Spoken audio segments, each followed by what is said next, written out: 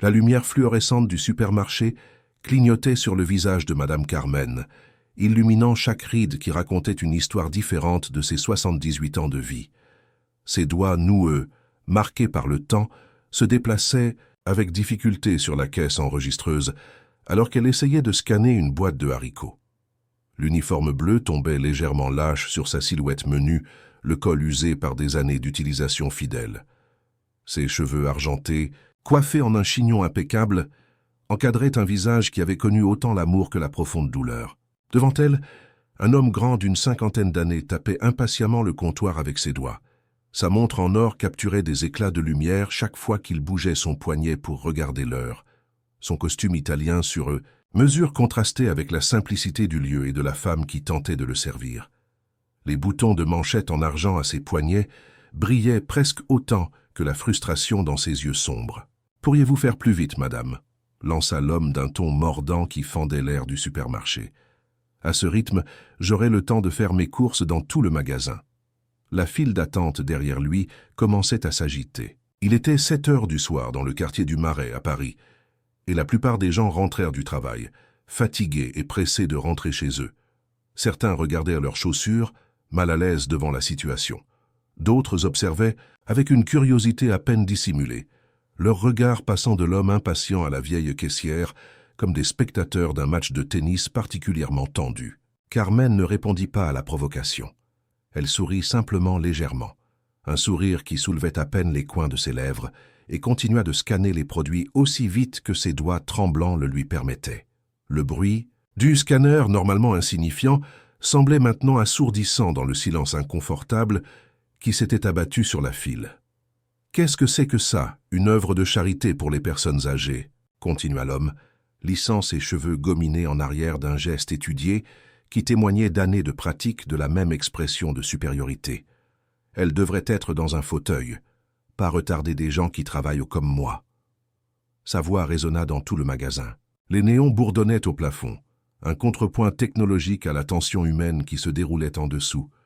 Une mère serra la main de son jeune enfant comme pour le protéger de cette scène désagréable. Le petit regarda avec de grands yeux, absorbant une leçon sur la façon dont les adultes pouvaient se traiter les uns les autres. Le silence dans le magasin était assourdissant, jusqu'à ce qu'une jeune voix le brise. « Excusez-moi, monsieur. » Une jeune fille d'environ 25 ans, vêtue de vêtements simples et d'un sac à dos usagé suspendu à son épaule, fit un pas en avant. Ses yeux sombres, courageux et clairs, regardèrent directement l'homme. Sa posture trahissait de la nervosité, mais il y avait quelque chose de ferme dans la ligne de sa mâchoire. « Savez-vous qui elle est ?» L'homme laissa échapper un rire méprisant qui sonna comme du papier froissé. « Quoi? Une vieille caissière lente? Non. Et je m'en fiche. » La jeune fille le regarda fixement, redressant son dos comme si elle se préparait pour une bataille. Sa voix tremblait légèrement, mais ses mots sortaient fermes comme des soldats en marche. Elle était mon professeur il y a longtemps, et son histoire est la raison pour laquelle je ne vis pas dans la rue. Le millionnaire leva les yeux au ciel. Un geste théâtral adressé aux autres clients de la file d'attente, cherchant des complices dans son impatience. Mais d'autres dans le magasin se penchèrent à plus près, curieux maintenant. La tension était palpable, on pouvait presque la couper au couteau. Un agent de sécurité près de l'entrée observait la scène, indécis quant à l'opportunité d'intervenir. « Son nom est Madame Carmen Vidal », continua la jeune femme, sa voix gagnant en force à chaque mot, comme un fleuve qui commence comme un ruisseau, mais prend vite de la puissance. Il y a 30 ans, elle était professeure de littérature à la Sorbonne, brillante, gentille. Tout le monde l'adorait. On la connaissait comme la poétesse, non seulement pour la façon dont elle analysait Verlaine, mais pour la façon dont elle vivait elle-même la vie, comme un poème en mouvement. Les yeux de certains clients s'écarquillèrent de reconnaissance en entendant le nom de l'université. Ce n'était pas une histoire ordinaire. Elle a élevé seule ses 2 enfants, poursuivit-elle.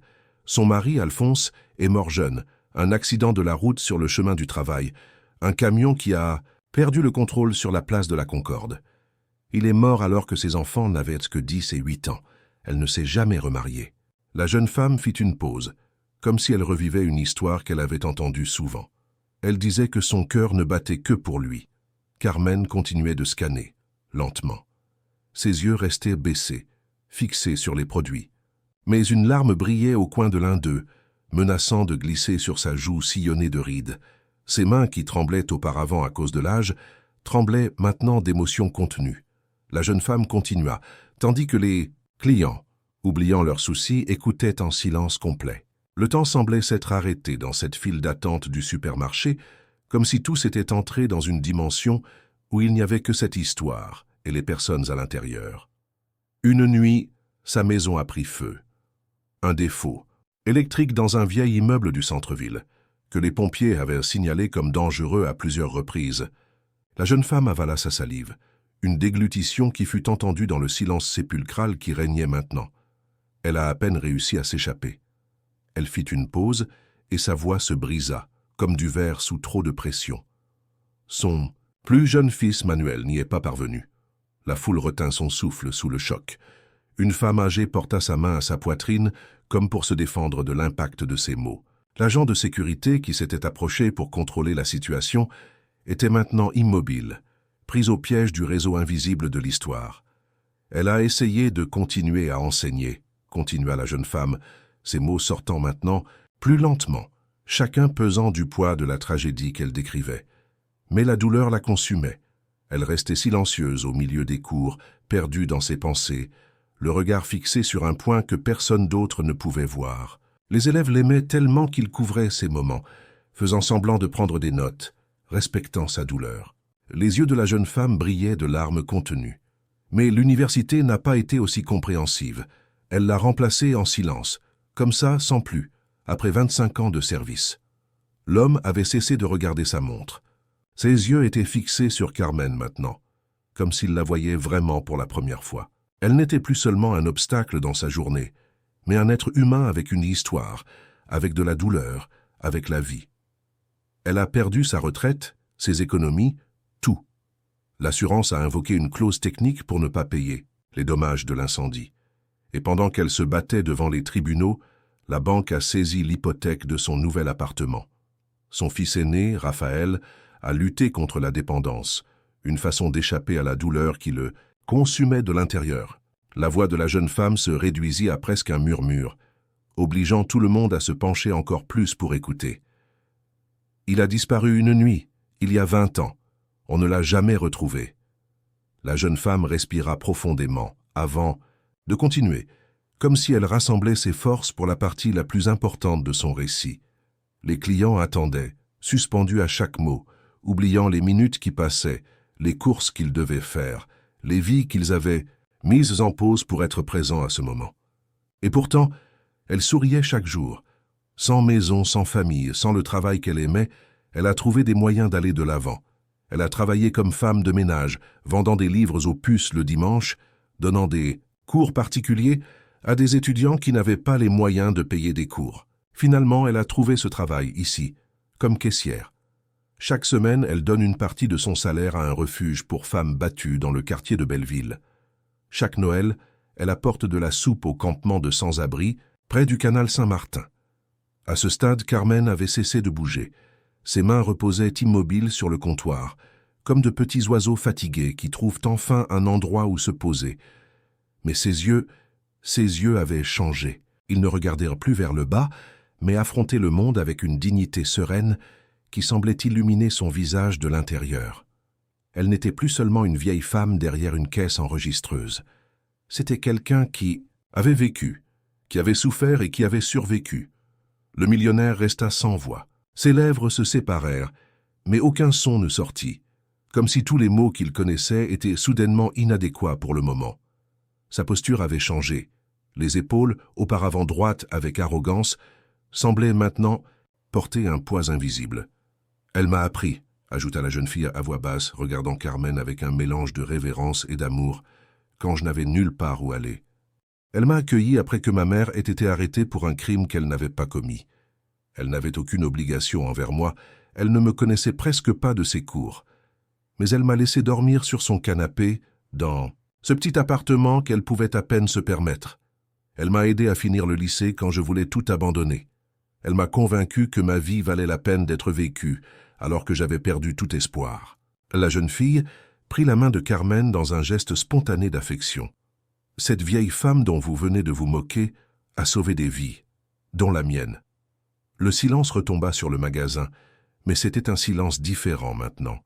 Ce n'était pas l'inconfort tendu du début, mais quelque chose de plus profond, de plus réfléchi, comme si chaque personne présente reconsidérait sa propre vie à la lumière de ce qu'elle venait d'entendre. Puis quelqu'un à l'arrière murmura « Je me souviens d'elle aussi.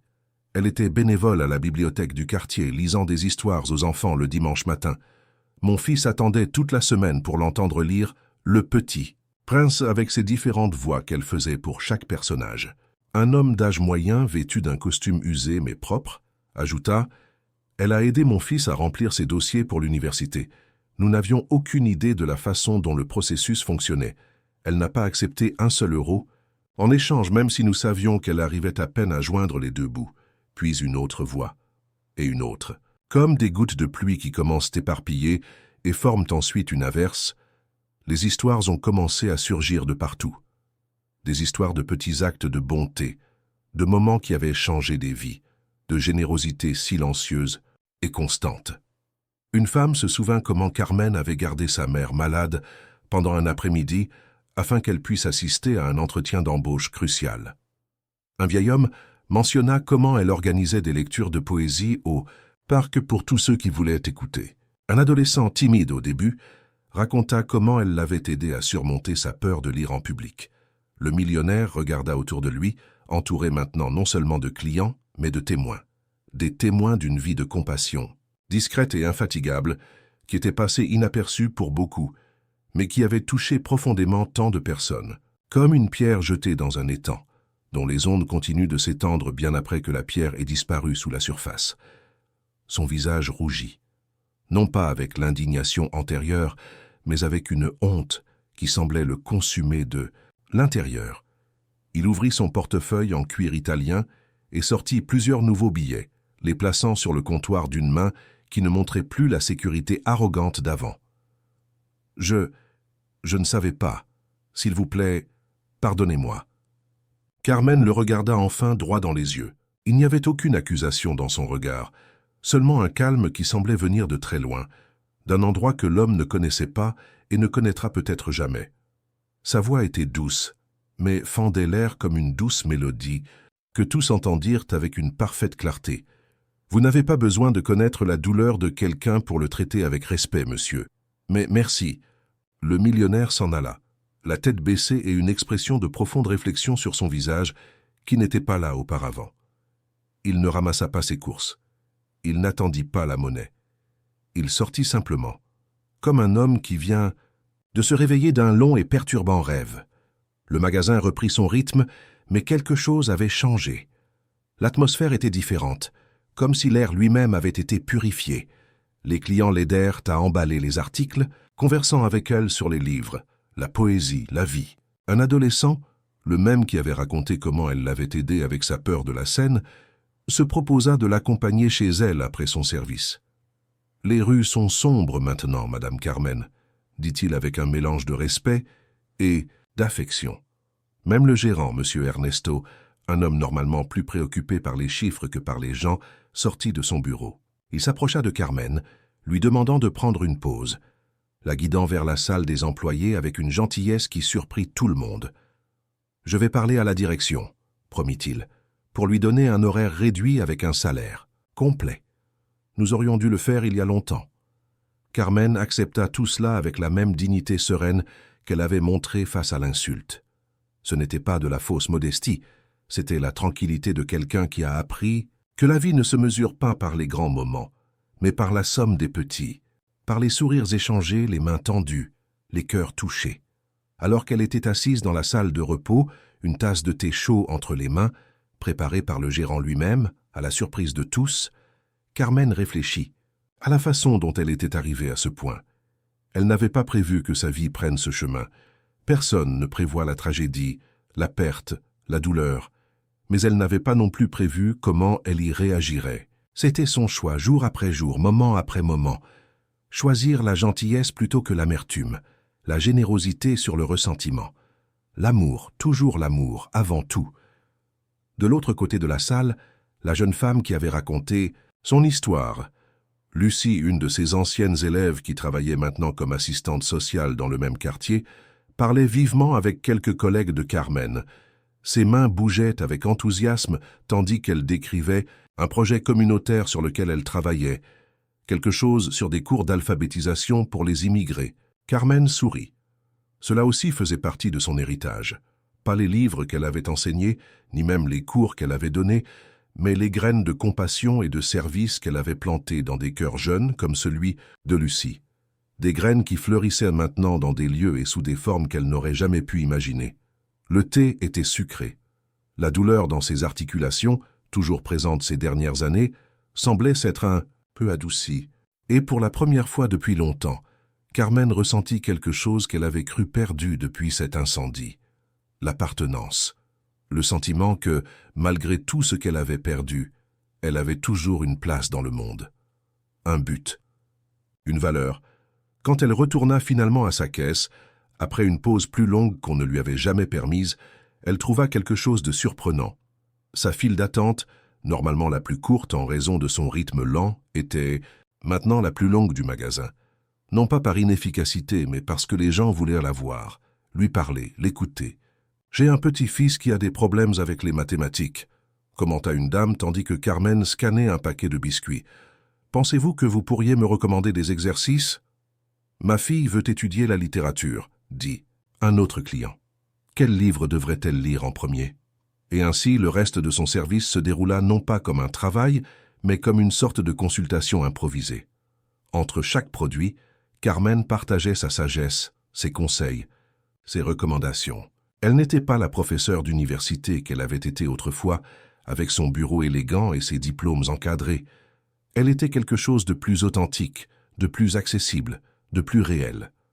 Si vous aimez l'histoire, écrivez 5 dans les commentaires et abonnez-vous pour plus de vidéos comme celle-ci. Sinon, écrivez 0. Cela m'aide à créer un contenu encore meilleur pour vous. En continuant, ce soir-là, lorsque Carmen ferma finalement sa caisse, elle se sentit étrangement légère, comme si un poids qu'elle portait depuis des années s'était un peu allégé. Ce n'était pas que sa douleur ait disparu. Cette douleur ne disparaîtrait jamais complètement. Elle le savait. C'était plutôt que la douleur partageait désormais l'espace avec quelque chose d'autre. Un sens, renouvelé du but, un rappel que son histoire n'était pas encore terminée. Le jeune homme qui s'était proposé de l'accompagner, Michel, attendait patiemment pendant qu'elle ramassait ses affaires. Il avait 17 ans, les cheveux noirs coiffés au gel dans une tentative de paraître plus âgé, et des yeux qui regardaient le monde avec un mélange de défi et de vulnérabilité que Carmen reconnaissait bien. Il avait été l'un des enfants à qui elle lisait des histoires à la bibliothèque, devenu maintenant un jeune homme au seuil de l'âge adulte. « Vous n'avez pas besoin de m'accompagner, » dit Carmen, fermant son petit sac à main usé. « Je connais parfaitement le chemin. »« Je sais, Madame Carmen, » répondit-il avec un sourire timide, « mais ma grand-mère m'a appris à ne jamais laisser une dame marcher seule la nuit. De plus, » ajouta-t-il avec un clin d'œil, « je voulais vous poser une question sur un poème que nous étudions en classe. Prévert. Je ne comprends pas pourquoi il utilise autant de métaphores urbaines, alors qu'il était un poète des rues. » Carmen rit, un son doux qui la surprit elle-même. Combien de temps s'était-il écoulé depuis qu'elle avait ri comme ça? Eh bien, dans ce cas, je suppose que nous pouvons marcher et parler de Prévert en même temps. La nuit parisienne. Les enveloppa en sortant du supermarché. C'était début octobre, et l'air avait cette qualité particulière de l'automne, frais mais pas froid, avec l'odeur des châtaignes grillées qui commençaient à se vendre au coin des rues. Les lampadaires projetaient des cercles de lumière dorée sur les trottoirs, et les terrasses des cafés étaient encore pleines de gens profitant des dernières nuits douces avant l'hiver. Pendant qu'il marchait, Carmen expliqua à Michel la fascination de Prévert pour la ville, comment pour le poète, Paris représentait à la fois la liberté et le mystère, la vie et la mort, tout à la fois.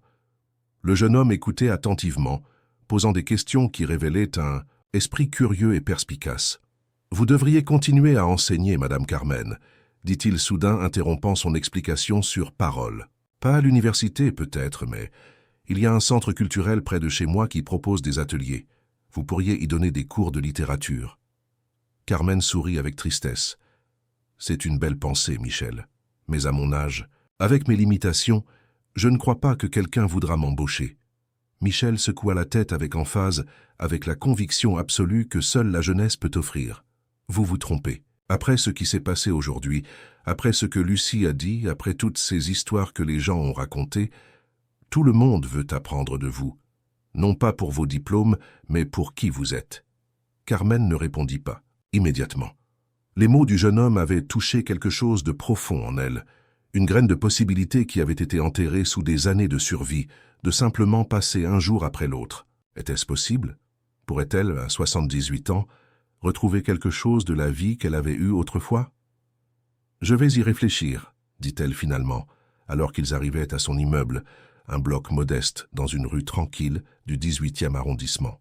Maintenant, rentre chez toi avant que ta mère ne s'inquiète. Et merci pour la compagnie. Michel hocha la tête, satisfait d'avoir planté l'idée. Bonne nuit, Madame Carmen. Et merci de nous avoir raconté, à mes amis et à moi, le Petit Prince tous ces dimanches. Ça a changé ma façon de voir le monde. Pendant que le jeune homme s'éloignait, Carmen ressentit une émotion qu'elle n'avait pas éprouvée depuis longtemps. L'anticipation. Une sensation que, peut-être, demain pourrait apporter quelque chose de plus que la routine habituelle. Quelque chose de nouveau, quelque chose d'espoir. Son appartement était petit, mais accueillant.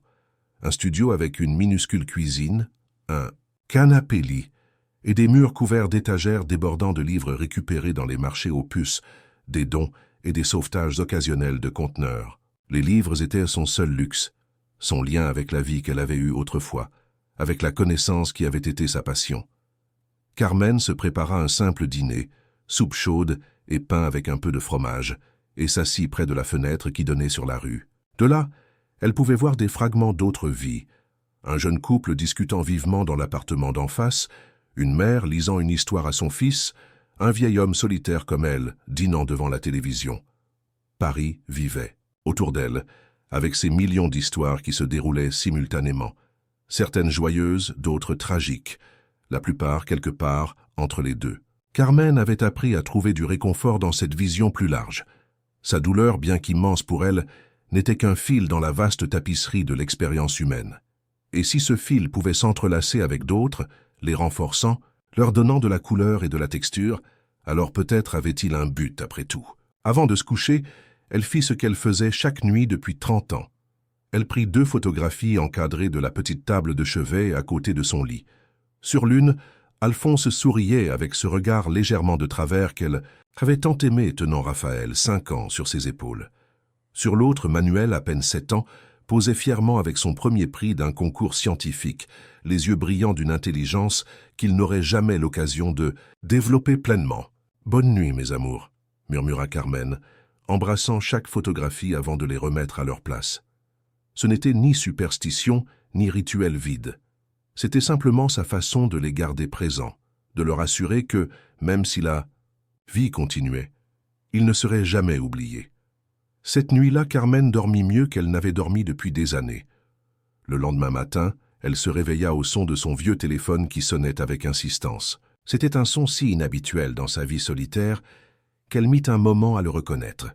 Elle prit le combiné avec une certaine appréhension, se demandant quelle urgence avait pu survenir. « Allô ?»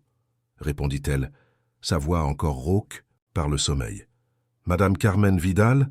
demanda une voix masculine qu'elle ne reconnut pas immédiatement. « Oui, c'est moi. »« Bonjour, Madame Carmen, je suis Monsieur Javier Mendoza. » Il y eut une pause, comme si l'homme rassemblait son courage. « L'homme du supermarché, d'hier. » Carmen se redressa dans son lit, complètement éveillée maintenant.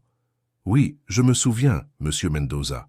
Je voudrais m'excuser à nouveau pour mon comportement, » continua-t-il, sa voix notablement différente du ton arrogant de la veille. « C'était inexcusable, mais je n'appelle pas seulement pour ça. J'aimerais vous parler. En personne, si possible. J'ai une proposition à vous faire. » Carmen fronça les sourcils, intriguée et légèrement méfiante. « Quel genre de proposition, Monsieur Mendoza? Je préférerais en discuter en personne. Pourrions-nous nous rencontrer pour un café, peut-être? Aujourd'hui, si vous n'avez pas d'autres engagements. » Carmen considéra l'offre. Son instinct, forgé par des années de difficultés, lui disait de se méfier. Mais un autre instinct, plus ancien et plus profond, celui qui l'avait guidé toute sa vie, lui murmurait que les gens méritaient des secondes chances, que parfois l'extraordinaire naissait des rencontres les plus improbables. « D'accord, » répondit-elle finalement. « Il y a un café sur la place, près du métro de Barbès. Cela vous convient-il à 11 heures ?»« Parfait, » répondit Javier, avec un ton qui suggérait un soulagement. « Je serai là. Merci d'accepter de me voir, Madame Carmen. » Après avoir raccroché, Carmen resta assise au bord du lit, contemplant ce revirement inattendu des événements. Sa routine, si soigneusement construite au fil des années, était en train d'être modifiée. Et étonnamment, cela ne la dérangeait pas. Elle se leva avec précaution, ses articulations protestant comme toujours. Dans la petite salle de bain, alors qu'elle se brossait les cheveux argentés devant le miroir fêlé, elle s'accorda un moment de vanité. Elle n'avait pas été une belle femme selon les critères conventionnels, pas même dans sa jeunesse, mais Alphonse avait toujours dit que ses yeux contenaient des galaxies entières. Aujourd'hui, ses yeux semblaient plus brillants, plus vifs qu'ils ne l'avaient été depuis longtemps. À 11h moins le quart, Carmen était déjà assise au café, un petit établissement familial avec des petites tables en marbre et des chaises en fer forgé qui avaient résisté héroïquement à l'invasion des chaînes internationales. Elle commanda un café crème et attendit, observant la place où les retraités jouaient au domino et les mères surveillaient leurs enfants qui couraient après les pigeons. Javier Mendoza arriva ponctuellement à 11h. Il était habillé plus simplement que la veille, avec un pantalon de toile et un pull en cachemire au lieu du costume de couturier, bien que sa montre en or soit toujours à son poignet. Sans le bouclier de son arrogance, il semblait plus petit, plus humain. « Madame Carmen » salua-t-il, inclinant légèrement la tête avec respect. « Merci d'être venu. »« Monsieur Mendoza » répondit-elle, lui indiquant de prendre place en face d'elle. Un serveur s'approcha et Javier demanda un expresso. Lorsque le serveur s'éloigna, un silence inconfortable tomba entre eux. Carmen attendit, patiente, comme elle l'avait toujours été, lui laissant le temps de trouver les mots. « Je n'ai pas dormi cette nuit », commença finalement Javier en regardant sa tasse vide. « Je n'arrêtais pas de penser à ce qui s'est passé, à qui je suis devenu. » Il leva les yeux, et Carmen vit dans ses yeux quelque chose qu'elle n'avait pas attendu, de la vulnérabilité. « Ma vie n'a pas toujours été comme ça. J'ai grandi dans un quartier populaire de la banlieue parisienne. Mon père travaillait dans le bâtiment, ma mère était femme de ménage. » Carmen écouta en silence, sans interrompre, offrant simplement le cadeau de son entière attention. « J'ai juré que je ne vivrais jamais comme eux, » continua-t-il, « que j'aurais du succès, de l'argent, du pouvoir, que personne ne me regarderait jamais de haut. » Un sourire amer courba ses lèvres. « Et je l'ai fait. J'ai construit l'une des plus grandes entreprises immobilières de Paris. J'ai 3 maisons, des voitures de luxe, un yacht à Cannes, tout ce que j'ai juré d'avoir. » L'expresso arriva, et Javier le but d'une traite, comme s'il cherchait du courage dans la caféine. « Et pourtant, » continua-t-il, « je ne me souviens plus de la dernière fois que j'ai été sincèrement heureux. Ma femme et moi, nous ne nous parlons presque plus. Mes enfants me craignent plus qu'ils ne me respectent. Mes employés me détestent. Je n'ai pas d'amis, seulement des partenaires et des rivaux. » Carmen hocha la tête, comprenant. Ce n'était pas la première fois qu'elle entendait ce genre de confession. En tant que professeur, elle avait souvent vu comment le succès extérieur pouvait cacher un profond vide intérieur. « Hier, quand je vous ai vu dans ce supermarché, travaillant avec dignité malgré tout ce que vous avez perdu, » Javier fit une pause, cherchant les mots justes. « J'ai vu quelque chose que j'ai perdu il y a longtemps. L'humanité. Un but. Une connexion authentique avec les autres. » Carmen but une gorgée de son café qui commençait à refroidir. « L'argent n'est pas le problème, monsieur Mendoza. Ce n'est qu'un outil. Comme n'importe quel outil, cela dépend de la façon dont il est utilisé. »« Précisément, » acquiesça-t-il avec enthousiasme. « Et c'est pour ça que je suis ici. » Se penchant en avant, Javier baissa la voix, comme s'il partageait un secret. « Je veux faire quelque chose de significatif avec mon argent. Quelque chose qui compte vraiment. Et après ce que j'ai entendu hier, après avoir connu votre histoire, j'ai une proposition. » Il sortit un dossier de son attaché-case en cuir et le posa soigneusement sur la table. « J'ai passé la nuit à faire des recherches. L'université de la Sorbonne, votre carrière là-bas, les articles que vous avez publiés sur la littérature espagnole contemporaine. » Un sourire sincère illumina son visage. Ils étaient brillants, soit dit en passant. Votre analyse de la symbolique chez Lorca, extraordinaire. Carmen rougit légèrement, surprise que cet homme ait consacré du temps à enquêter sur son passé universitaire. C'était il y a longtemps. Mais vous n'avez pas perdu ce savoir, répliqua-t-il, ouvrant le dossier, ni cette capacité à connecter les gens à travers la littérature.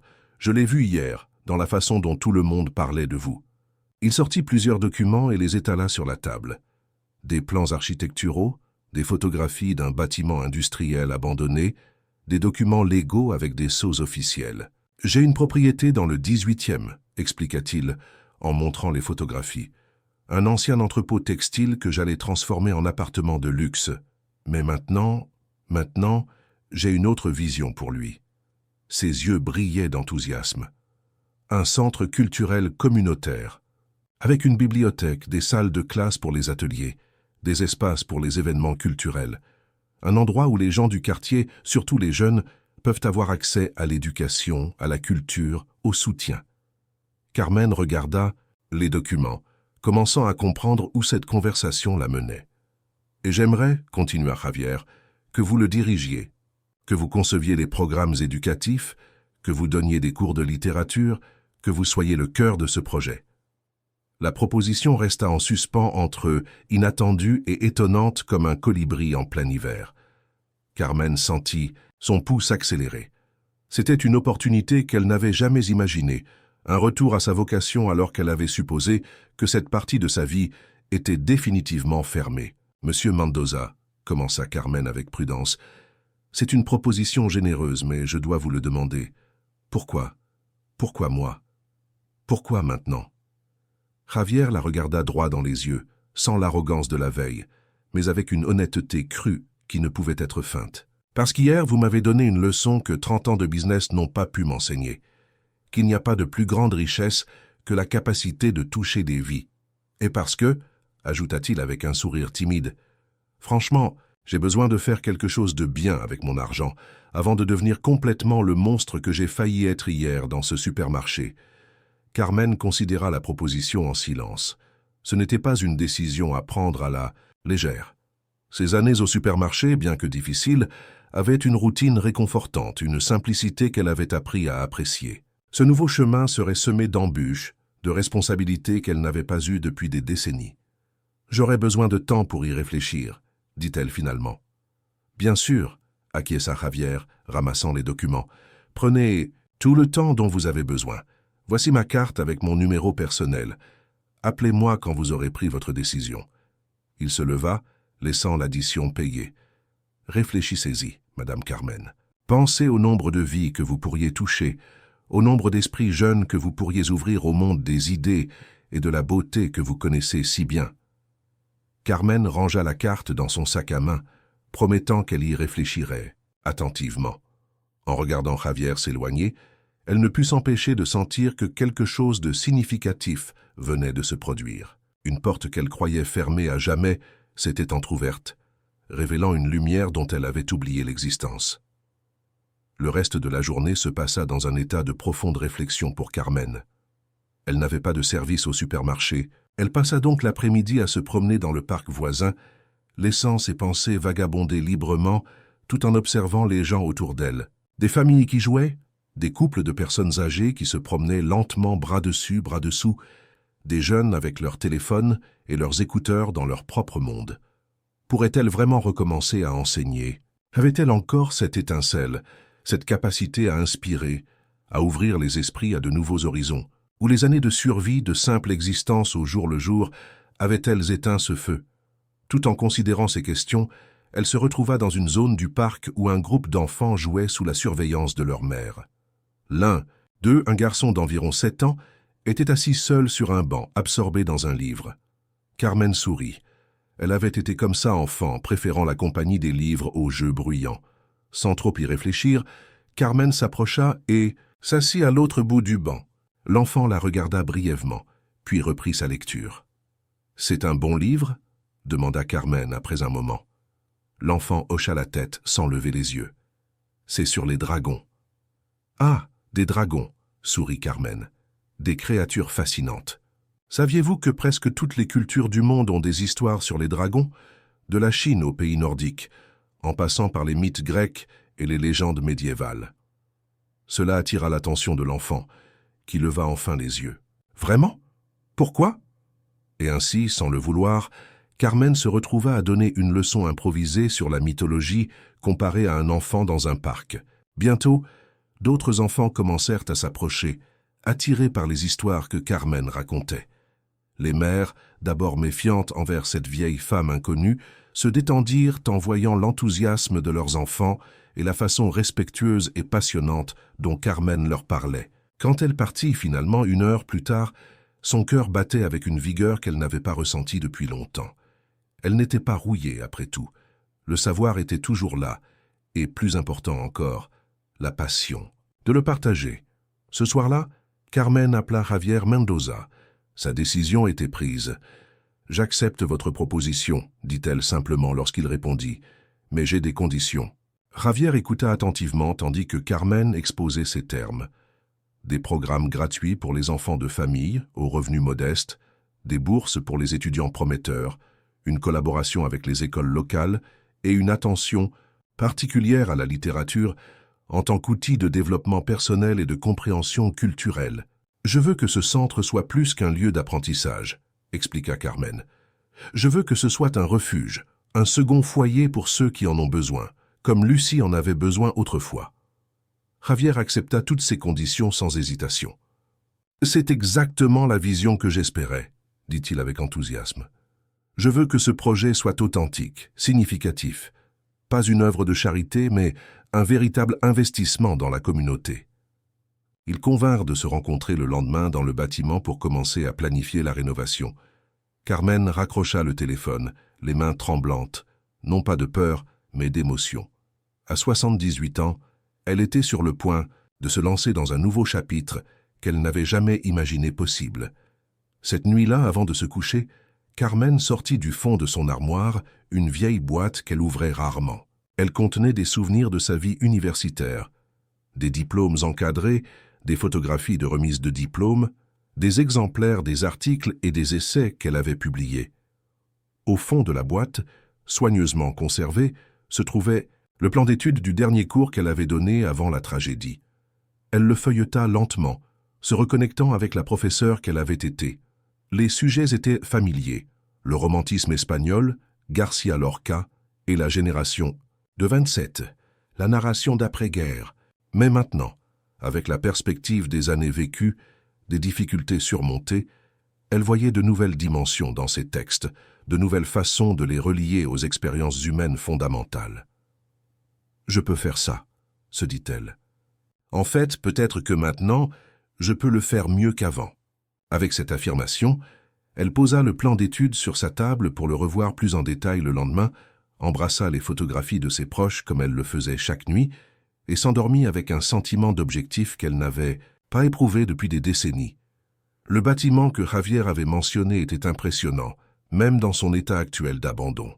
Une ancienne fabrique textile du début du XXe siècle, avec de grandes fenêtres, de hauts plafonds et une structure en fer et briques apparentes qui avait résisté à l'épreuve du temps avec dignité.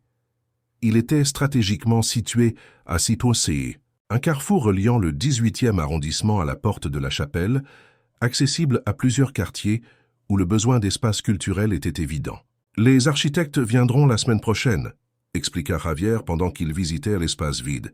« Mais je voulais que vous le voyiez en premier, que vous commenciez à visualiser comment il pourrait être aménagé pour mieux servir. Votre objectif éducatif. » Carmen marchait lentement, ses pas résonnant dans l'espace vide. Son esprit transformait déjà le lieu. Là, une bibliothèque avec des fauteuils confortables pour la lecture. Ici, une salle de classe spacieuse pour les ateliers. Là, un petit auditorium pour les lectures et les représentations. « Et cet espace ?» demanda-t-elle, en désignant une section latérale du bâtiment. Javier sourit. « Je pensais à un atelier, pour les travaux manuels, peut-être la menuiserie ou la restauration. Quelque chose de pratique qui pourrait offrir des compétences concrètes aux jeunes qui ne sont pas très portés vers l'académique. » Carmen hocha la tête, impressionnée par la prévoyance. « Excellente idée. L'éducation doit être intégrale, pas seulement des livres. » Ils continuèrent la visite, discutant des possibilités, rêvant de ce qui pourrait être. À un moment, Carmen s'arrêta devant l'une des grandes fenêtres. De là, on voyait une partie du quartier, des immeubles d'habitation modestes, de petits commerces, la vie quotidienne parisienne se déroulant dans son honnête simplicité. Cet endroit pourrait être un phare, dit-elle à voix basse, presque pour elle-même. Un endroit où les gens peuvent trouver non seulement des connaissances, mais aussi de l'espoir, de la communauté, un sentiment d'appartenance. Javier s'approcha suivant son regard vers l'extérieur. C'est exactement l'objectif, non seulement enseigner la littérature ou l'histoire, mais utiliser ces outils pour construire quelque chose de plus profond, une communauté qui se soutient mutuellement. À ce moment-là, Carmen sut qu'elle avait pris la bonne décision. Ce projet ne consistait pas seulement à ce qu'elle retrouve sa vocation, il s'agissait de transformer sa douleur en quelque chose de constructif, d'utiliser tout ce qu'elle avait appris tout au long de son parcours difficile pour aider les autres dans leur propre voyage. Les mois suivants furent un tourbillon d'activités que Carmen n'avait pas connu depuis des années. Des réunions avec des architectes et des entrepreneurs, le développement du plan éducatif, l'embauche du personnel, l'acquisition de livres et de matériel. Javier ne ménageait pas les ressources, s'engageant non seulement sur la qualité physique de l'espace, mais aussi sur l'excellence des programmes qu'il offrirait. Carmen avait quitté son emploi au supermarché, non sans une certaine nostalgie. Ses collègues et ses clients habituels lui organisèrent une petite fête d'adieu, beaucoup avec des larmes aux yeux en écoutant parler de son nouveau projet. « Nous viendrons à vos cours, Madame Carmen, » promit une jeune caissière. « J'ai toujours voulu en savoir plus sur la poésie. » Le gérant, M. Ernesto, la surprit avec un cadeau, une première édition de Poète à New York de Garcia, Lorca qu'il avait trouvé dans une librairie d'occasion. Pour que vous vous souveniez que même dans les endroits les plus inattendus, il peut y avoir des trésors cachés, dit-il avec un sourire ému. Au fur et à mesure que la rénovation du bâtiment avançait, Carmen commença à contacter d'anciens collègues et étudiants. Beaucoup répondirent avec enthousiasme, se proposant comme bénévoles, donnant des livres, promettant de donner des ateliers ou des conférences occasionnelles. Le réseau qu'elle avait construit tout au long de sa vie et qu'elle croyait perdu, après la tragédie, commençait à se reconstruire. Lucie, la jeune femme qui avait défendu Carmen au supermarché, devint son bras droit. En tant qu'assistante sociale, elle avait une perspective inestimable sur les besoins réels de la communauté et sur la manière dont le centre culturel pourrait y répondre efficacement. Nous devrions avoir des programmes spécifiques pour les mères célibataires, suggéra-t-elle lors de l'une de leurs réunions de planification. Des cours qui incluent la garde d'enfants à des horaires qui leur permettent d'y assister après le travail. Ces idées furent intégrées au plan, rendant le centre de plus en plus inclusif, de plus en plus adapté aux personnes qui en avaient le plus besoin. Un matin de février, alors que Carmen examinait le catalogue d'un éditeur pour passer une commande de livres, elle reçut un appel qui allait de nouveau changer le cours de sa vie. « Madame Carmen Vidal ?» demanda une voix masculine qu'elle ne reconnut pas. « Oui, c'est moi. À qui ai-je l'honneur ?» Il y eut une pause, une profonde respiration de l'autre côté de la ligne. « C'est Raphaël. Raphaël Vidal, votre fils. » Le monde sembla s'arrêter. Carmen sentit l'air quitter ses poumons. Elle s'accrocha au bord de son bureau pour se tenir debout, tandis que son esprit luttait pour traiter ce qu'elle venait d'entendre. « Raphaël !» Sa voix se brisa, à peine un murmure. « Mon Raphaël. »« Oui, maman, » répondit la voix, également émue. « C'est moi. Je suis de retour. » Carmen ferma les yeux, laissant les larmes couler librement sur son visage. 20 ans. 20 longues années sans savoir si son fils aîné était toujours vivant, s'il allait bien, s'il reviendrait un jour. « Où es-tu » parvint-elle enfin à demander. « À Paris. Je viens d'arriver. J'ai vu un article dans le journal sur le centre culturel avec votre photo. Je n'arrivais pas à le croire. J'ai passé ces dernières semaines à rassembler le courage de vous appeler. » Carmen voulait demander tant de choses. Où il avait été tout ce temps, ce qu'il avait fait, pourquoi il était parti sans dire un mot. Mais à ce moment-là, une seule chose importait. « Peux-tu venir ?» demanda-t-elle, sa voix maintenant plus ferme.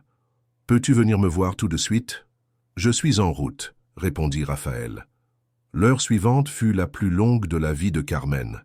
Elle marchait d'un pas fébrile dans son petit bureau provisoire, incapable de se concentrer sur quoi que ce soit. Lucie entra à un moment alarmée par son état et Carmen lui expliqua brièvement la situation. « C'est merveilleux !» s'exclama Lucie en l'embrassant. « Tu veux que je reste avec toi ?» Carmen secoua la tête. « Non, c'est quelque chose que je dois affronter seule. Mais merci, ma chérie. » Lorsqu'elle entendit finalement des pas s'approcher de sa porte, Carmen retint sa respiration. Un homme apparut sur le seuil, et bien que 20 ans l'aient changé, elle reconnut immédiatement son fils dans ses yeux, dans cette façon d'incliner légèrement la tête. Raphaël avait maintenant 55 ans. Ses cheveux, autrefois noirs comme ceux de son père, étaient parsemés de gris. Son visage portait les marques d'une vie difficile, des rides prématurées, une cicatrice sur la joue gauche, des yeux qui avaient vu trop de choses. Mais il était debout, en bonne santé, vivant devant elle. « Maman », dit-il simplement, sa voix se brisant dans ce seul mot qui contenait un univers d'émotions. Carmen ne répondit pas. Elle ne le pouvait pas. À la place, elle franchit la distance qui les séparait et embrassa son fils, son enfant perdu et maintenant retrouvé.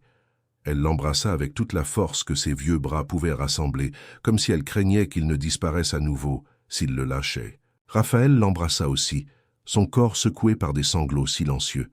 « Je suis désolé », répétait-il entre ses larmes. « Je suis tellement désolé. » Ils restèrent ainsi, enlacés, pendant ce qui parut une éternité. Ils n'avaient pas besoin de mots à ce moment-là. Le langage n'a pas évolué pour exprimer le type de joie qui surgit de la douleur la plus profonde, des retrouvailles après une absence qui a semblé éternelle. Lorsqu'ils se séparèrent enfin, Carmen prit le visage de son fils entre ses mains, l'étudiant comme si elle voulait mémoriser chaque détail. « Tu es là », dit-elle, à moitié une affirmation, à moitié une question. Raphaël acquiesça. « Je suis là, et si tu me le permets, je vais rester. Les histoires viendraient plus tard. » Raphaël raconterait son combat contre la dépendance, sa honte d'avoir manqué à sa mère quand elle avait le plus besoin de lui, ses années à Valence, travaillant comme menuisier, sa lente guérison, son éventuelle sobriété. Il parlerait d'Helena, la femme qu'il avait aimée malgré ses démons, et de Carmen, la petite fille de 8 ans, qui portait le nom de sa grand-mère et qui était impatiente de la connaître. Carmen écouterait tout cela avec le cœur ouvert, sans juger, reconnaissante simplement d'avoir l'occasion d'entendre l'histoire de son fils, de connaître les chapitres de sa vie qu'elle avait manqués. Mais pour l'instant, à ce moment des retrouvailles, la seule chose qui importait était qu'ils étaient à nouveau ensemble. Une famille fragmentée qui commençait, contre toute attente, à se recomposer. « Il y a tant de choses à te raconter », dit finalement Carmen essuyant ses larmes. « Tant de choses ont changé. » Raphaël regarda autour de lui, le bureau rempli de plans et de documents relatifs au centre culturel. « On dirait que tu commences quelque chose d'important ici. » Carmen sourit, le premier sourire véritablement radieux qu'elle avait esquissé depuis des décennies. « Oui, quelque chose d'important. Et maintenant que tu es là, ce sera encore plus significatif. » À ce moment-là, comme si l'univers voulait confirmer que les miracles venaient par paire, Javier Mendoza apparut dans l'embrasure de la porte. Il s'arrêta, percevant qu'il avait interrompu un moment privé. « Je suis désolé, je peux revenir. »« Plus tard », commença-t-il à s'excuser. « Non, s'il vous plaît, entrez », indiqua Carmen, sa main toujours fermement agrippée à celle de Raphaël. « Javier, je veux vous présenter mon fils, Raphaël. Raphaël, voici Javier Mendoza, l'homme qui a rendu tout cela possible. » Les deux hommes se serrèrent la main, chacun évaluant l'autre avec curiosité. « Votre mère est une femme extraordinaire, » dit Javier avec sincérité. « Elle a complètement transformé ce projet avec sa vision et sa passion. » Raphaël acquiesça, regardant Carmen avec un mélange de fierté et de remords. « Je sais, elle a toujours été extraordinaire. Je regrette d'avoir mis tant de temps à m'en souvenir. Tu es menuisier, n'est-ce pas ?» demanda Carmen à son fils, se souvenant de ce qu'il venait de lui raconter. Puis, elle se tourna vers Javier. « Tu te souviens de l'atelier que nous avions prévu pour l'aile ouest ? Raphaël pourrait s'en occuper. » Les yeux de Raphaël s'illuminèrent. « Un atelier de menuiserie ? Ce serait parfait. » Il regarda Javier avec une certaine hésitation. « Si vous êtes d'accord, bien sûr. » Javier sourit largement. « Absolument. Nous cherchions justement quelqu'un avec de l'expérience pour le diriger. Si tu as le même talent et la même passion que ta mère, ce sera un honneur de t'avoir dans l'équipe. Et ainsi, en quelques heures, le centre culturel acquit non seulement un maître menuisier, mais aussi une dimension complètement nouvelle. Ce n'était plus seulement un lieu d'apprentissage et de culture, mais aussi de réconciliation, de seconde chance, de famille recomposée. Avez-vous déjà eu l'impression que le destin, après vous avoir tant pris, vous rendait soudain quelque chose d'inattendu? Racontez-moi votre expérience dans les commentaires. Les jours suivants furent un tourbillon d'émotions pour Carmen. Raphaël s'installa temporairement dans son petit appartement en attendant de trouver son propre logement à Paris. Chaque matin, se réveiller et trouver son fils dans la cuisine, préparant le café, était un petit miracle que Carmen ne prenait jamais pour acquis. Les longues conversations, parfois douloureuses mais toujours nécessaires, remplissaient leur soirée. Raphaël expliqua comment la culpabilité de ne pas avoir été à la maison le soir de l'incendie, de n'avoir pas pu sauver son jeune frère, l'avait consumé au point de le conduire à la dépendance. « J'ai pensé qu'il serait plus facile de disparaître que d'affronter ton regard chaque jour, » confessa-t-il un soir, assis sur le petit balcon sous un ciel étoilé de Paris. « Je savais que tu ne me blâmerais jamais, et d'une certaine manière cela le rendait encore pire. » Carmen prit sa main, remarquant les cicatrices et les callosités qui parlaient d'années de travail manuel. « La douleur nous fait prendre des décisions que nous ne comprenons que beaucoup plus tard, » dit-elle doucement. « L'important, c'est que tu sois revenu, que nous soyons là maintenant. » Raphaël acquiesça, serrant sa main. « Elena et la petite Carmen arriveront la semaine prochaine. Elles sont impatientes de te connaître. » La mention de sa petite fille, qu'elle ne connaissait que par les photos que Raphaël lui avait montrées, remplit Carmen d'une joie anticipée, qu'elle pouvait à peine contenir. Une petite fille, une continuation de sa famille, alors qu'elle avait cru que tout s'arrêtait avec elle. Pendant ce temps, le centre culturel progressait rapidement vers son achèvement. Les entrepreneurs travaillaient à un rythme accéléré, transformant l'ancien bâtiment industriel en un espace lumineux et accueillant. Les étagères commençaient à se remplir de livres, les salles de classe étaient équipées de tableaux noirs et de mobilier, et dans l'atelier de menuiserie, Raphaël supervisait personnellement l'installation des outils et des machines. Lucie, toujours attentive aux besoins de la communauté, avait commencé à recruter des professeurs bénévoles et à concevoir des programmes spécifiques pour différents groupes. L'alphabétisation pour les immigrés, un club de lecture pour les personnes âgées, des ateliers d'écriture créative pour les adolescents, de l'aide aux devoirs pour les enfants de familles travailleuses. « Nous sommes en train de créer quelque chose de beau ici », commenta-t-elle un jour, alors qu'elle et Carmen examinaient le programme inaugural. Quelque chose qui va au-delà de l'éducation formelle, un véritable centre communautaire. Carmen acquiesça, en regardant par la fenêtre la cour intérieure où les jardiniers plantaient de jeunes arbres et des fleurs. C'est ce que j'ai toujours rêvé de faire avec mon enseignement. Non seulement transmettre des connaissances, mais construire des ponts, créer des espaces où les gens peuvent grandir ensemble. Un après-midi, alors que Carmen organisait son nouveau bureau au centre, elle reçut une visite inattendue. Une femme élégante, à peu près de son âge, se présenta à sa porte. « Madame Carmen Vidal ?» demanda-t-elle d'une voix ferme mais aimable. « Oui, c'est moi », répondit Carmen, intriguée. « Je m'appelle Mercedes Alonso », se présenta la femme. « Je suis l'épouse de Monsieur Javier Mendoza. » Carmen cligna des yeux, surprise.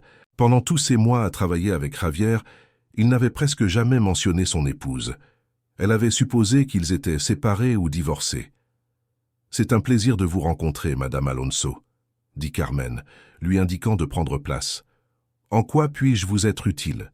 Mercedes s'assit avec la grâce de quelqu'un, habitué à évoluer dans des cercles de haut niveau social. « Je suis venue parce que je voulais rencontrer la femme qui a provoqué un changement aussi profond chez mon mari. » Il n'y avait pas d'hostilité. Dans sa voix, juste une curiosité sincère et peut-être une pointe de gratitude. « Javier et moi sommes mariés depuis 30 ans, » continua Mercedes, ses mains parfaitement manucurées reposant sur ses genoux. « Et pendant les 20 dernières années, j'ai vu comment il s'éloignait de plus en plus de ce qu'il était réellement, devenant quelqu'un de dur, d'impatient, obsédé par le succès à tout prix. » Un sourire triste traversa son visage. Nous étions au bord du divorce quand l'incident du supermarché s'est produit. Carmen écoutait en silence, permettant à la femme de s'exprimer librement. Ce soir-là, Javier est rentré à la maison complètement bouleversé. Il m'a raconté ce qui s'était passé, comment il s'était comporté, comment une jeune femme l'avait confronté. Il m'a parlé de vous, de votre histoire, de ce qu'il avait appris ce jour-là. Mercedes la regarda droit dans les yeux. Ce fut la première vraie conversation que nous avons eue depuis des années. Carmen acquiesça, compatissante. Elle connaissait bien cette sensation de déconnexion au sein d'une relation, de vivre avec quelqu'un qui est physiquement présent, mais émotionnellement absent. Depuis, il a changé. Ce projet, le centre culturel, a réveillé en lui quelque chose qu'il croyait perdu. Il rentre à la maison à des heures normales, il dîne avec moi, il me pose des questions sur ma journée, il s'intéresse vraiment à ce que je pense. Les yeux de Mercedes s'humidifièrent. C'est comme retrouver l'homme que j'ai épousé. Carmen fut profondément émue. Elle n'avait jamais envisagé que l'impact de son histoire, de sa rencontre fortuite avec Javier, puisse s'étendre si loin, affectant des vies qu'elle ne connaissait même pas. « Je suis heureuse d'entendre cela », dit-elle sincèrement. « Monsieur Mendoza est un homme intelligent et généreux. Il m'a donné une opportunité que je n'aurais jamais espéré avoir à mon âge. » Mercedes acquiesça, essuyant discrètement une larme. « Je suis venue aussi pour une autre raison. Je veux faire partie de ça. » Elle sortit un dossier de son élégant sac à main. « J'étais professeur de musique avant de me marier. Piano, plus précisément. J'ai abandonné ma carrière pour accompagner Javier dans ses voyages d'affaires, pour être l'épouse parfaite de l'homme d'affaires prospère. » Une étincelle de détermination brilla dans ses yeux. « Mais maintenant, je veux recommencer à enseigner. Je veux offrir des cours de musique ici, faire partie de ce projet qui a redonné à mon mari son humanité. » Carmen sourit largement, sincèrement ravie de la proposition. Ce serait merveilleux d'avoir un programme de musique. Les enfants du quartier adoreraient ça. Et ainsi, une autre pièce du puzzle du centre culturel Carmen Vidal, nom que Javier avait insisté pour donner, malgré les protestations modestes de Carmen, s'emboîta.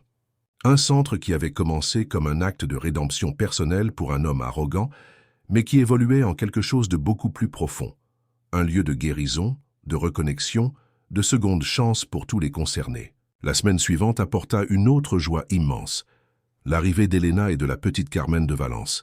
Raphaël était nerveux comme un adolescent tandis qu'ils attendaient à la gare de l'Est, consultant constamment sa montre et réajustant le petit bouquet de fleurs qu'il avait acheté. « Détends-toi », lui dit Carmen amusée par son anxiété. « Elle t'aime, tu sais. » Raphaël acquiesça, passant une main dans ses cheveux maintenant majoritairement gris. « Je sais, c'est juste que je veux que tout soit parfait. Je veux qu'elle se sente chez elles ici, à Paris. » Quand enfin le train arriva et que les passagers commencèrent à descendre, Carmen sentit son propre cœur s'accélérer. Et alors elle les vit. Une femme d'âge moyen avec un visage aimable et des yeux intelligents. Et à côté d'elle, tenant sa main, une fillette de 8 ans avec une tresse sombre et les mêmes yeux curieux que Raphaël avait eus à son âge. « Papa !» cria la petite, se détachant de sa mère et courant vers Raphaël, qui la souleva dans une étreinte qui la fit tournoyer dans les airs. Carmen observa les retrouvailles avec des larmes aux yeux. Raphaël embrassa Elena avec affection, une étreinte qui parlait de respect et d'affection, même si peut-être plus de passion romantique. Leur relation avait évolué en quelque chose de différent, une profonde amitié basée sur l'amour de leur fille et un passé commun. Et puis l'enfant se tourna vers elle. « C'est vous ma grand-mère Carmen ?» demanda-t-elle avec ce mélange de curiosité et de franchise propres à l'enfance. Carmen s'agenouilla, ignorant la protestation de ses articulations, pour être à la hauteur de l'enfant. « Oui, ma chérie, je suis ta grand-mère Carmen. » La petite l'étudia un instant, ses yeux sombres absorbant chaque détail.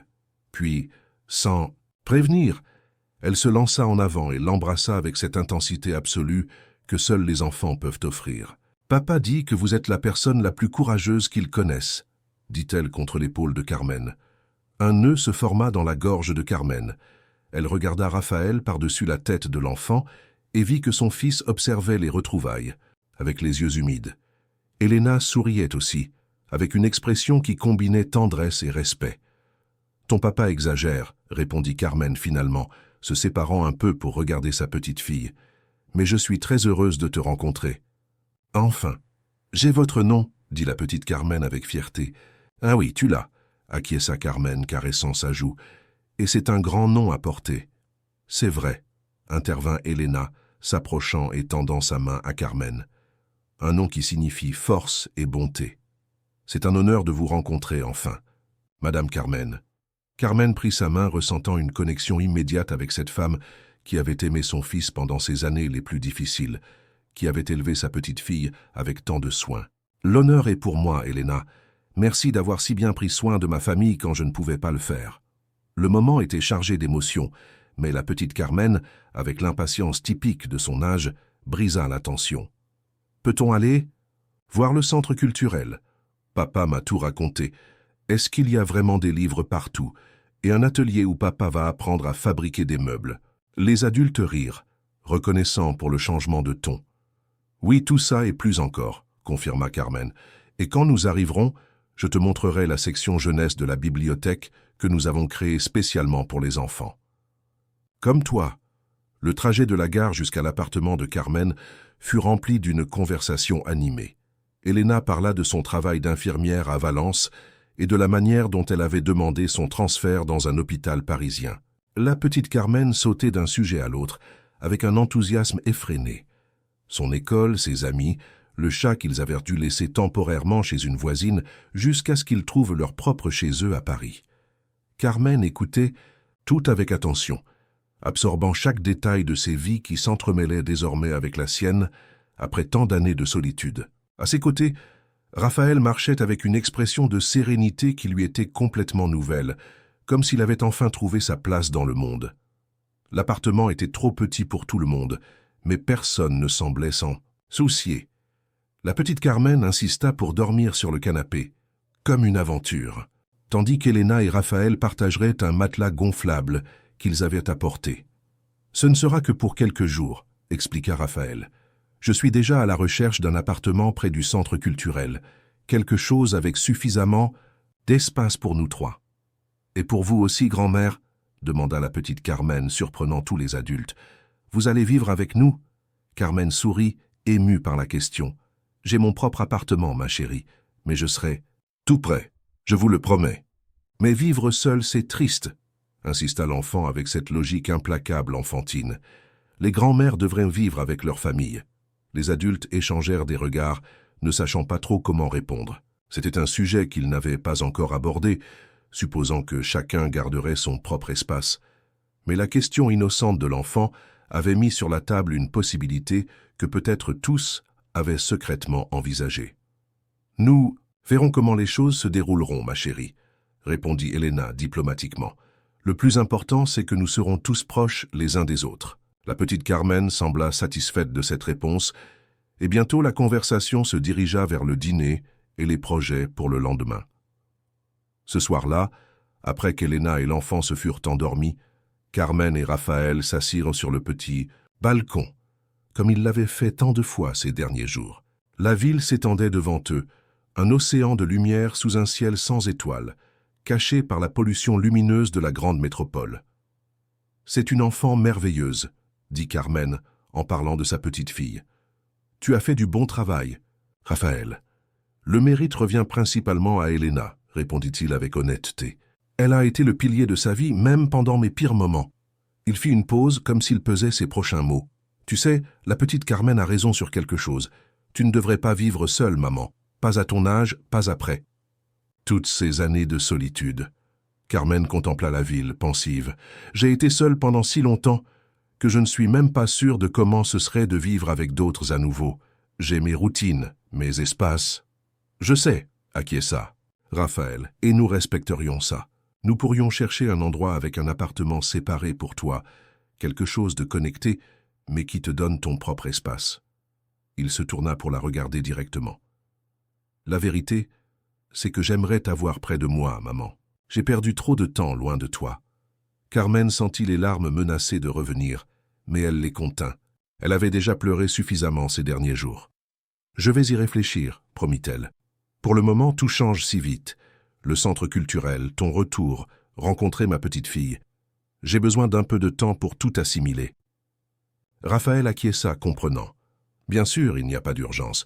Je voulais juste que tu saches que c'est une possibilité, que nous te voulons dans nos vies, tous les jours. » Carmen serra la main de son fils, reconnaissante pour ce cadeau inattendu, l'opportunité de faire partie d'une famille à nouveau. « Merci », dit-elle simplement, des mots qui contenaient des univers de gratitude.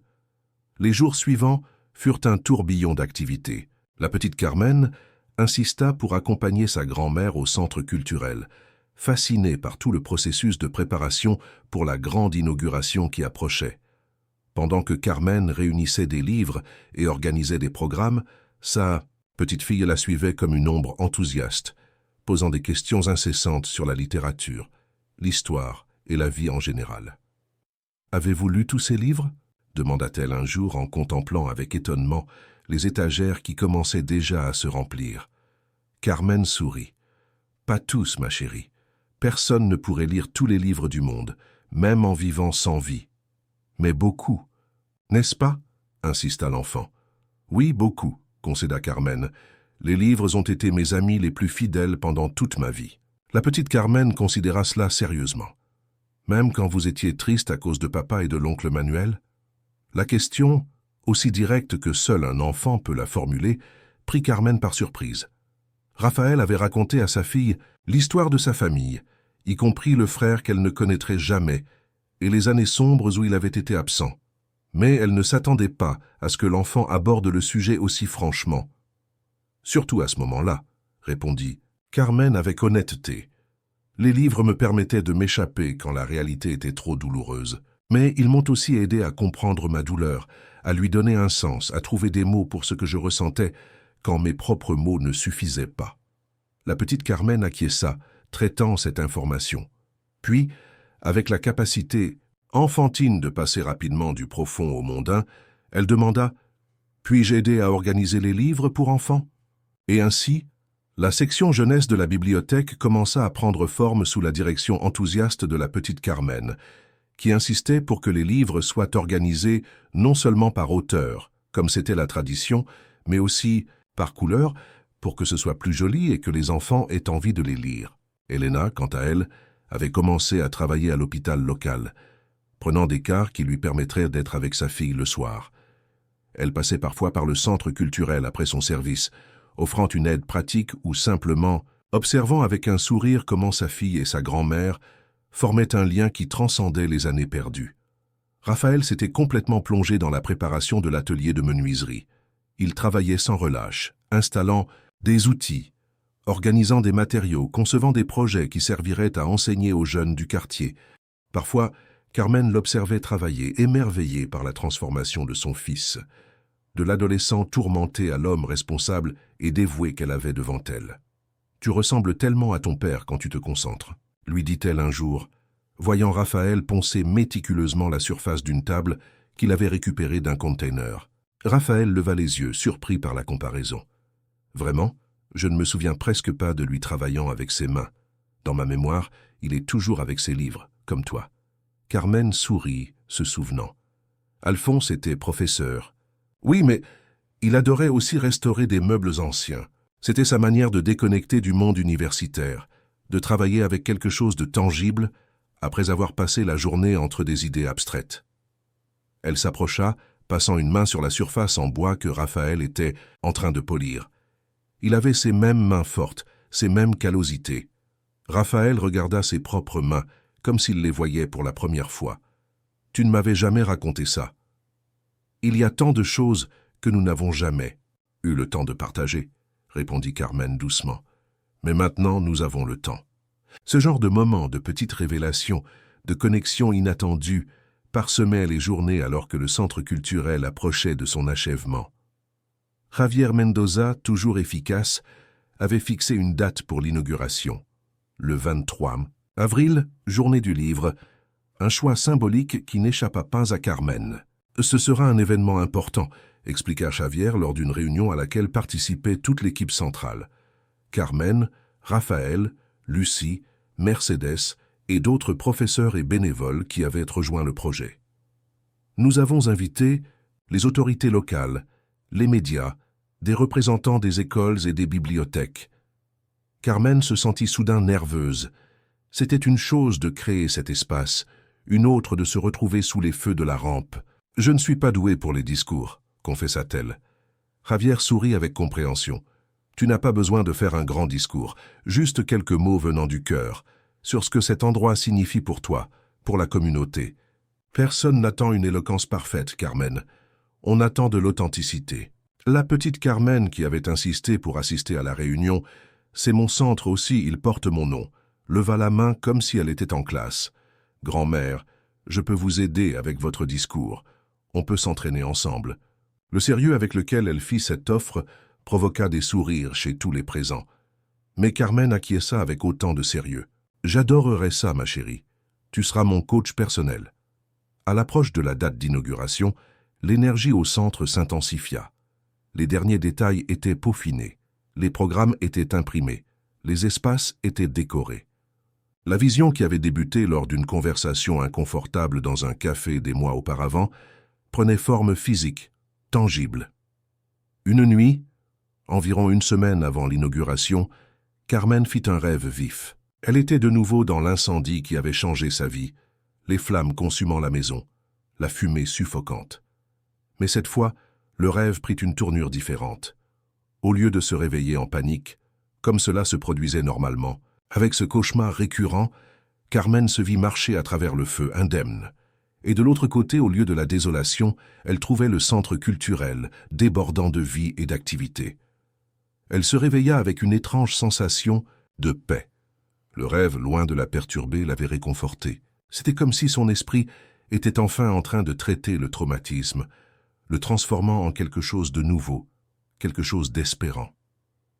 Ce même jour, alors qu'elle supervisait l'installation de la dernière étagère dans la bibliothèque principale, Carmen remarqua quelque chose sur le sol, presque caché sous une table. Elle se baissa pour le ramasser et découvrit que c'était un petit livre, si minuscule qu'il tenait dans la paume de sa main. Le Petit Prince, une édition miniature que quelqu'un avait dû faire tomber pendant les préparatifs. Carmen sourit, se souvenant comment ce petit livre avait été l'un de ses préférés à lire aux enfants dans la bibliothèque de quartier des années auparavant.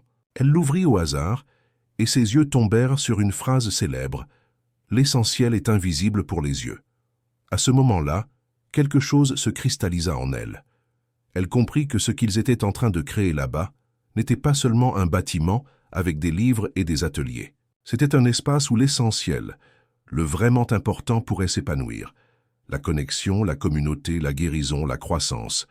Un endroit où des histoires brisées, comme la sienne, pourraient trouver de nouveaux chapitres. Livre toujours à la main, Carmen se dirigea vers son bureau et commença à écrire son discours pour l'inauguration.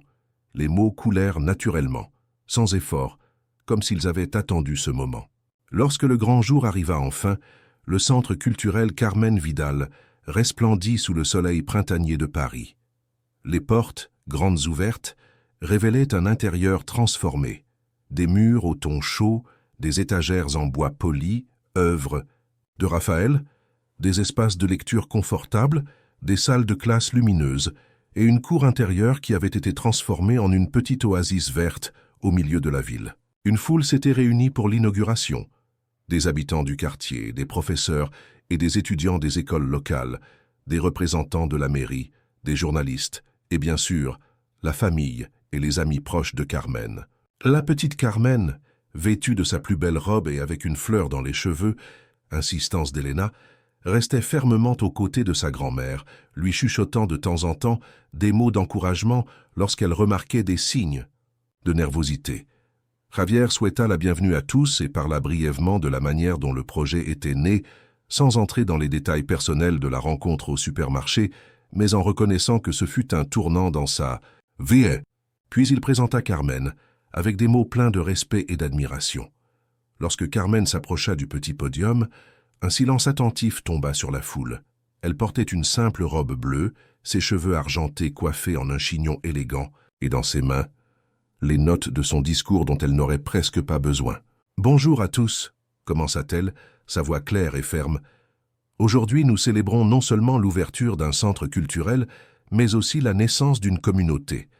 Un espace où tous, quel que soit leur âge, leur origine ou leurs circonstances, peuvent trouver des connaissances, de l'inspiration et surtout de la connexion. » Elle regarda l'assistance, reconnaissant des visages familiers, Raphaël, fier et ému, Elena souriant avec approbation. Lucie, les larmes aux yeux. Javier et Mercedes se tenant la main comme des adolescents. Et bien sûr, la petite Carmen qui la regardait avec une adoration absolue. « La vie, parfois, nous enlève beaucoup, » continua Carmen. « Moi, elle m'a enlevé mon mari, mon plus jeune fils, ma carrière, mon foyer. Il y a eu des moments où j'ai cru qu'il n'y avait aucune raison de continuer. » Elle fit une pause permettant à l'émotion de ces mots de s'installer. « Mais ce que j'ai appris, ce que nous apprenons tous si nous vivons assez longtemps, c'est que la vie donne aussi. Parfois de la manière la plus inattendue, dans les moments les moins prévisibles. » Carmen désigna le bâtiment autour d'elle. Ce centre en est la preuve. Il est né d'une rencontre fortuite, d'une conversation difficile, de personnes désireuses de voir au-delà des apparences et des circonstances immédiates. Elle sortit le petit livre qu'elle avait trouvé quelques jours auparavant. Dans Le Petit Prince, Antoine de Saint-Exupéry écrit « L'essentiel est invisible pour les yeux. Ce centre n'est pas essentiellement à propos de livres, d'ateliers ou de programmes éducatifs. Il s'agit de créer un espace où nous pouvons vraiment nous voir les uns les autres, où nous pouvons reconnaître notre humanité partagée, où nous pouvons guérir ensemble. » Au fur et à mesure que Carmen continuait son discours, sa voix gagnait en force et en conviction. Elle parla de la façon dont la littérature et l'art pouvaient être des ponts entre des personnes de différentes expériences, de la façon dont l'apprentissage était un processus qui durait toute une vie, de la façon dont enseigner, c'était souvent apprendre autant que les étudiants. « Ce centre porte mon nom », conclut-elle. « Non pas parce que je suis particulièrement importante, mais comme un rappel que nous avons tous quelque chose à donner, que nous avons tous quelque chose à enseigner, même lorsque nous croyons avoir tout perdu. Surtout à ce moment-là. » Les applaudissements qui suivirent en furent assourdissants. La petite Carmen fut la première à applaudir, sautant d'enthousiasme, suivie rapidement par le reste de l'assistance. Certains pleuraient ouvertement, émus par les paroles de Carmen et par la promesse que représentait cet espace. Raphaël s'approcha et étreignit sa mère, sans un mot, communiquant avec ce geste ce qu'aucun discours ne pouvait exprimer. Puis, dans une impulsion qui surprit tout le monde, il prit le micro. « Je voudrais ajouter quelque chose, » dit-il, sa voix légèrement tremblante d'émotion. « Ce centre ne serait pas possible sans la capacité extraordinaire de ma mère à croire aux secondes chances, non seulement pour les autres, mais pour elle-même. » Il regarda directement Carmen. « Tu m'as appris par ton exemple qu'il n'est jamais trop tard pour recommencer, que nos histoires ne se terminent pas avec nos pertes ou nos erreurs, qu'il y a toujours, un prochain chapitre à écrire. » Avec ces mots, Raphaël coupa symboliquement le ruban qui marquait l'ouverture officielle du Centre culturel Carmen Vidal. Les portes s'ouvrirent complètement et la foule commença à affluer à l'intérieur, impatiente d'explorer ce nouvel espace communautaire. Pendant les heures qui suivirent, Carmen se déplaça parmi les visiteurs, expliquant les programmes, répondant aux questions, montrant les installations. Elle était une hôtesse naturelle, combinant la chaleur personnelle avec les connaissances universitaires qui avaient défini sa carrière de professeur. À un moment donné, elle se retrouva dans un coin tranquille de la bibliothèque avec un groupe de personnes âgées du quartier. Une femme, à peu près de son âge, prit ses mains. « Il y a des années, quand mes petits-enfants étaient petits, vous leur lisiez des histoires à la bibliothèque municipale. Ils ne vous ont jamais oublié, vous savez. Mon petit-fils aîné étudie maintenant la littérature grâce à vous. » Un autre vieil homme acquiesça. « Et je me souviens de vous.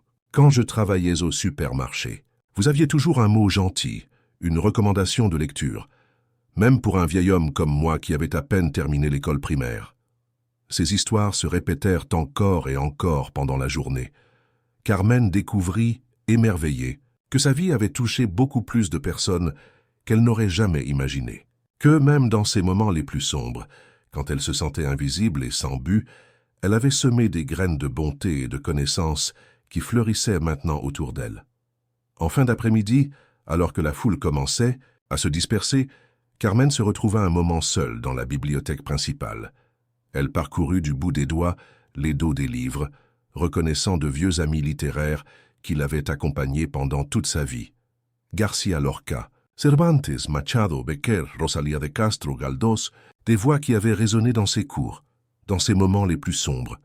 dans les mots qu'elle partageait avec des inconnus, alors qu'elle scannait leurs achats. « Vous êtes là », dit une voix d'enfant derrière elle. Carmen se tourna pour rencontrer sa petite fille, qui semblait épuisée après une journée aussi excitante. « Tu t'es bien amusée aujourd'hui, ma chérie ?» demanda Carmen en lui caressant la joue. L'enfant acquiesça vigoureusement. C'était la plus belle journée.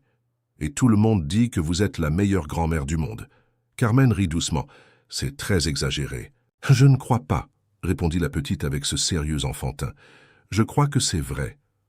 Elle fit une pause, comme si elle considérait quelque chose d'important. Grand-mère, vous savez ce qu'on devrait faire maintenant? Quoi, ma vie? On devrait lire un livre ensemble, pour célébrer. Carmen sentit son cœur s'épanouir avec un amour si intense qu'elle pouvait à peine le contenir. C'est une idée parfaite. Elles se dirigèrent vers la section jeunesse, où la petite Carmen sélectionna soigneusement un livre de l'étagère, un livre avec des illustrations colorées de dragons et d'aventures. Elles s'installèrent dans un coin avec des coussins, l'enfant pratiquement sur les genoux de sa grand-mère, et Carmen commença à lire. Pendant que les mots coulaient, Carmen fut consciente des sons qui l'entouraient. Raphaël et Javier discutant des projets futurs pour l'atelier, Elena discutant avec d'autres mères d'un possible groupe de soutien pour les familles monoparentales, Lucie organisant le prochain atelier d'écriture pour adolescents. La vie continuait son cours, avec toute sa complexité et sa beauté. Et Carmen, à 78 ans, commençait un nouveau chapitre qu'elle n'aurait jamais imaginé possible.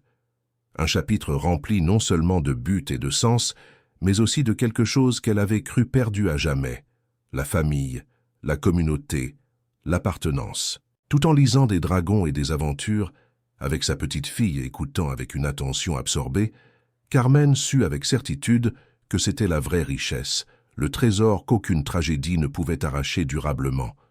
La capacité humaine à se connecter, à créer, à aimer à nouveau après la perte. Et peut-être que c'était la leçon la plus précieuse qu'elle pouvait enseigner maintenant. Non pas depuis une salle de classe universitaire avec des élèves brillants, mais depuis sa propre vie brisée et recomposée, comme un vase japonais réparé alors, plus beau pour avoir été brisé. Félicitations.